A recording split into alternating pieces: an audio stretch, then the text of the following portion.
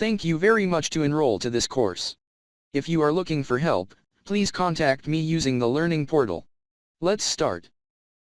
If you were to look at almost any characteristic of a complex asset and try to determine how that characteristic came to exist, you would soon conclude that the characteristic was the result of some conscious effort. Reliability is a characteristic like many others that requires conscious effort to achieve.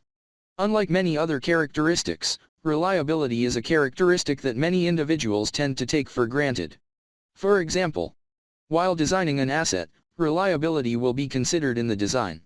When repairing an asset, the repair will be done in a manner that restores reliability. When modifying an asset, the design of the modification will automatically consider reliability and either maintain or improve it.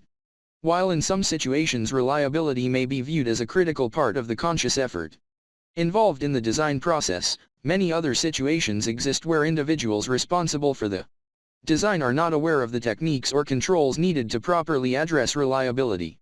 For instance, ask yourself how many design processes actually incorporate design for reliability as an element of the design process. Or, consider a typical maintenance or repair task. How often is it made certain that the task ensures that the inherent reliability has been completely restored? Or in making some form of modification, what steps have been taken to ensure that the modified asset is as reliable as or more reliable than the original asset?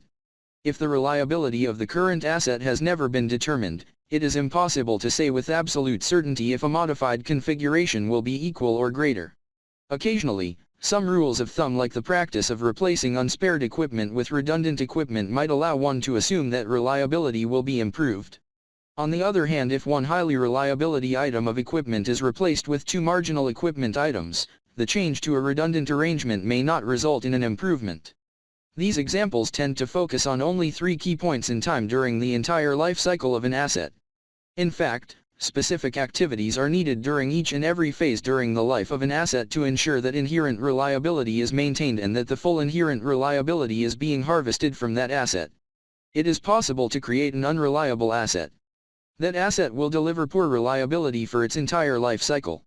It is also possible to create a reliable asset but then operate or maintain it in a manner that delivers only a portion of the inherent reliability for some or all of its life. The processes and practices used by a specific company or a specific plant may integrate some activities needed to create reliable assets. This course is intended to help the student understand all the elements needed to deliver solid reliability performance and how to evaluate the effectiveness of those elements in any situation. It is useful to think of the objective of a reliability assessment as a determination of what you have a right to expect.